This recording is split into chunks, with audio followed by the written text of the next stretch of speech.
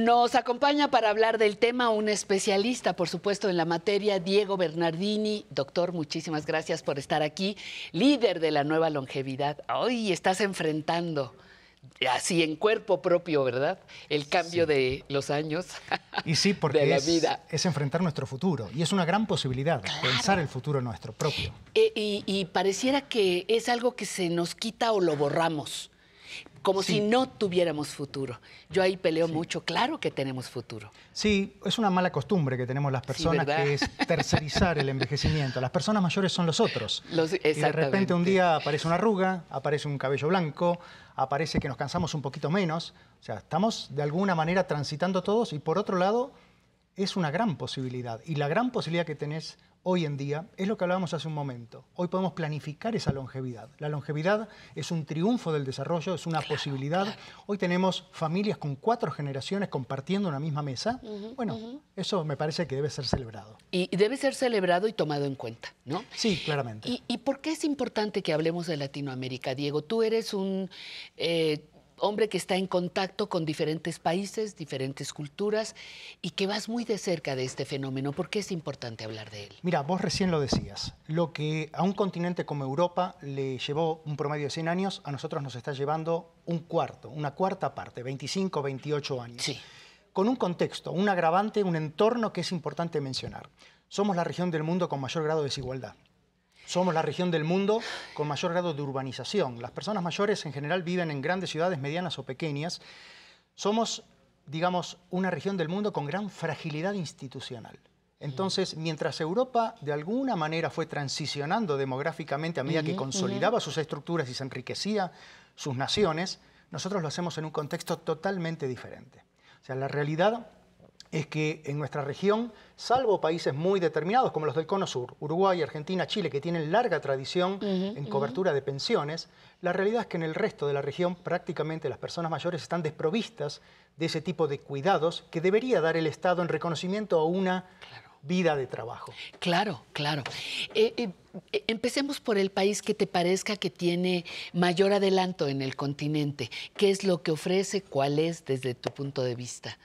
Mira, a ver, no porque es el país donde uno haya nacido, pero la realidad es que estos países del Cono Sur que yo te comentaba, Uruguay y Argentina, tienen larga tradición, primero en una pensión contributiva, porque uno pudo contribuir al Estado durante los años de trabajo o porque el Estado decidió reconocer esa vida aunque no se haya contribuido. Una pensión que en general permitió vivir, y digo permitió porque también esto se está transformando. Hoy la realidad es que las pensiones en Argentina pocas veces permiten una vida digna, pero también hay que mencionar que hay cuestiones como el acceso a una sanidad pública, que todavía sigue siendo aceptable, como niveles de educación, de alfabetismo, donde hoy las personas mayores de Argentina son muy educadas. Bueno, eso nos habla de un contexto. Tenemos Uruguay. Uruguay hoy, al contrario, digamos, de Argentina, de alguna manera, es la punta, pero también con estas salvedades. Digo la punta porque Uruguay tiene desde el año 2016 un sistema nacional de cuidados integrados. O sea, una política de Estado que, mal o bien, jerarquiza el gran desafío de esta nueva longevidad, que es el cuidado de la dependencia. ¿Desde hace cuánto? 2016. Poquito, 6 años. Poquito, pero también, pero de nuevo, importante. Importante y la perspectiva. Uruguay es un país de 3,5 millones de habitantes. Vos pensás que es un par de alcaldías acá de la Ciudad de México. Muy pequeñito. Es muy difícil, digamos, de alguna manera poner en contexto esto. Y después, algo que mencionábamos en relación a este tema del cuidado y que nos compromete en toda la región. El cuidado es un tema de género. Quienes cuidan son las mujeres. Entonces tenemos que tener en consideración eso, porque es un trabajo que no es remunerado, que no es reconocido, que es invisibilizado y que debe ser considerado a la hora de la política pública. Una política pública hacia una longevidad sin lente de género está condenada al fracaso. Exactamente. ¿Qué pasaría con Chile? ¿Qué pasa con Colombia? Que también cuando hablamos y leemos de envejecimiento aparece, ¿no? Por ejemplo, Colombia, que tiene ya despenalizada la eutanasia, pensando justamente en la persona adulta mayor y en otras que caben perfectamente. ¿Qué pasa con esos países? Colombia es un modelo muy interesante. Estuve justamente en Bogotá hace 2 semanas atrás. Colombia, un país de 45 millones de habitantes, donde hoy, por ejemplo, se está trabajando mucho en cuestiones estas, como la muerte digna. Es un foco de estudio el grupo del doctor Lopera, que está trabajando con una forma de Alzheimer, de deterioro cognitivo familiar, donde hoy prácticamente todo el mundo está poniendo los ojos allí.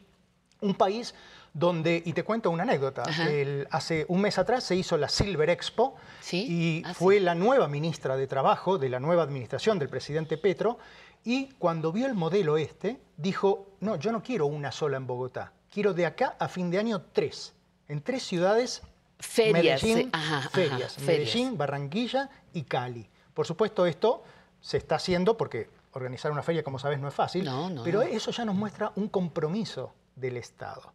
Chile, un país de 20 millones de habitantes, con un nuevo gobierno, supuestamente progresista, y con un proceso de envejecimiento muy acelerado, pero con una ventaja que es el SENAMA, el Sistema Nacional de Adulto Mayor, que tiene larga tradición, tiene muy buena política, y te digo algo, la Convención Interamericana por los Derechos Humanos de las Personas Mayores nace de Chile.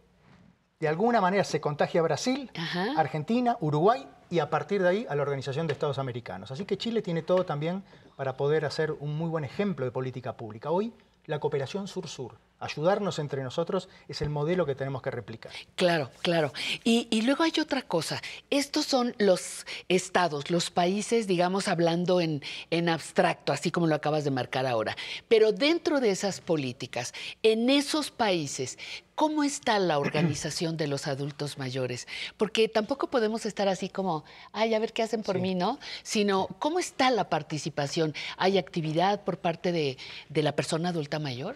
Hay mucha participación. De hecho, la nueva longevidad, la posibilidad que tiene es el empoderamiento del ciudadano.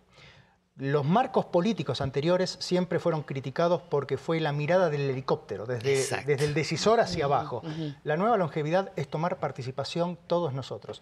Y te doy un gran ejemplo, una práctica que puede ser perfectamente replicada. Una gran amiga querida, María Conchita Fernández, en Colombia, presidenta del Consejo de Sabios y Sabias de Bogotá. Presidenta, perdón, repítame. Consejo de Sabios y Sabias de Bogotá. Así se llama en Colombia. Distrital, porque nace en Bogotá, pero se expande a todo Colombia. Una organización del sector civil que no tiene voto, pero tiene voz. Eso. Y se juntan desde el presidente, el ministro y todos los poderes de decisión, de toma de decisión hacia abajo. Exacto. Y son escuchados. Bueno, eso es la nueva longevidad. Qué increíble. Se organiza la sociedad civil y exige, como dices, a través de la voz. Sí. Dialogar, participar, tener injerencia en las políticas públicas. Es que, Pati, mira, muchas veces nos hablan de los baby boomers norteamericanos, nos hablan del estado de bienestar europeo, nos hablan de la conciencia colectiva y la tradición oriental hacia la persona mayor, sea de China o de Japón. Pero esto es América Latina. Exactamente. Esto es otra cosa. Hoy tenemos la posibilidad de ver esas prácticas exitosas, esos modelos, replicarlos y adaptarlos. Más que nunca el pensar global, actuar local. Pensando justamente en esto, ahora me refiero a España. España que un grupo, un hombre, ahora se me escapa su nombre, pero que hizo la campaña esta de que soy viejo, no idiota, así se llamaba la campaña, y decía, exigía que los bancos no desaparecieran el trato personal a los viejos. Y lo que empezó como una protesta sencillita y sin mayor complicación, logró un movimiento importante en España. Totalmente. Han salido a las calles a reclamar lo bajo de sus pensiones. O sea, empieza a calentarse el planeta también con los adultos, las personas mayores. La semana pasada, hace un par de días, volvió a haber una movilización muy importante en España en relación a las pensiones. A ver, yo creo que las pensiones tenemos que pensarlas de esta manera. Para las personas mayores de hoy, claramente es un derecho. Pero los que venimos por detrás, los más jóvenes, tenemos que saber que cada vez va a haber más personas mayores, que al mismo tiempo somos menos los que vamos a tener que trabajar, que el Estado vamos a poder trabajar para sostener el sistema, que el Estado va a tener sus limitaciones, por lo cual hay que replantear el escenario de esta nueva longevidad. Esto significa, tenemos que hablar de una vez por todas aquellos que tienen la posibilidad de un retiro, de una jubilación. Hoy no podemos jubilarnos a los 62. Hoy tenemos que trabajar. Pero además, porque el trabajo es salud. La persona que está ocupada, y los japoneses relacionan mucho felicidad, bienestar con estar ocupado. Bueno, lo que nos decían las abuelas, el trabajo es salud. Pero el trabajo significa poder aportar, significa estar ocupados. No significa trabajar 12 horas, 10 horas u 8 horas. Hacer lo que se puede. Esa es una tarea del Estado. Pero los jóvenes tenemos que saber que vamos a trabajar más, que tenemos que ahorrar y que tenemos que dejar de subestimar la longevidad y sobreestimar las capacidades financieras. Porque vamos a vivir mucho y vamos a necesitar dinero para intentar vivir dignamente. En este contexto latinoamericano, Diego, también conoces muy bien México, aquí radicas. ¿Cómo ves que estamos trabajando? Mira, México es un monstruo, es una potencia, 130 millones de habitantes. Yo veo que aquí la realidad, los datos son, hoy tenemos más de 20.000 centenarios, personas mayores de 100 años. Tenemos mujeres de 80 años donde 6 de cada 10 tienen problemas para las actividades de la vida diaria.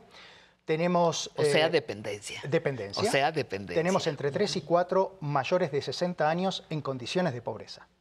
O sea, aquí claramente el rol de la familia es muy importante. Lo hemos visto de alguna manera con Mamá Coco, con esa cuestión del cuidado.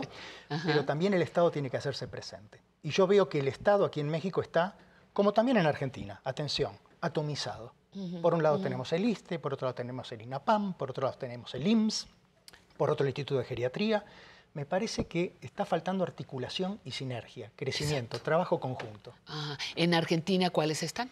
En Argentina tenés el PAMI, tenés que es algo así como el IMSS para personas mayores, un organismo que agrupa 5,5 millones de personas, de las cuales 4,5 millones son personas mayores. Tenés el ANSES, que es la seguridad social. Tenés el sector privado de la medicina. Tenés las obras sociales, que son las que dependen de las industrias, de los sindicatos. Bueno, como te digo, está todo atomizado. Está el Ministerio de Salud por un lado, está el Ministerio de Desarrollo Social por otro. Bueno, me parece que hoy necesitamos inteligencia colectiva, sumar esfuerzos. Exactamente. Hoy necesitamos eso. ¿Qué papel jugamos? Yo vuelvo a insistir. ¿Qué papel jugamos las personas mayores ahí? Las personas Porque mayores, no podemos estar esperando, ni ser considerados menores de edad, ni ser considerados que van a decidir nuestras vidas, y también tener el ánimo, porque es toda una transformación, correcto, Diego, el ánimo de sabernos protagonistas de nuestra propia historia. Mira, lo primero que tenemos que pensar es que hoy una sociedad de longevidad es una sociedad de oportunidades. Las oportunidades nacen en uno mismo, en un trabajo de introspección, de reflexión, en una búsqueda personal. Pero también tenemos que entender que, porque esto me ha pasado en varios países de la región, cuando uno escucha a los políticos que dicen, no, en nuestro país tenemos pensiones, tenemos jubilaciones, les damos tanto dinero. A ver, ese tanto dinero suele ser un promedio de 20, 30 o 40 dólares. Nadie vive dignamente con esa cantidad.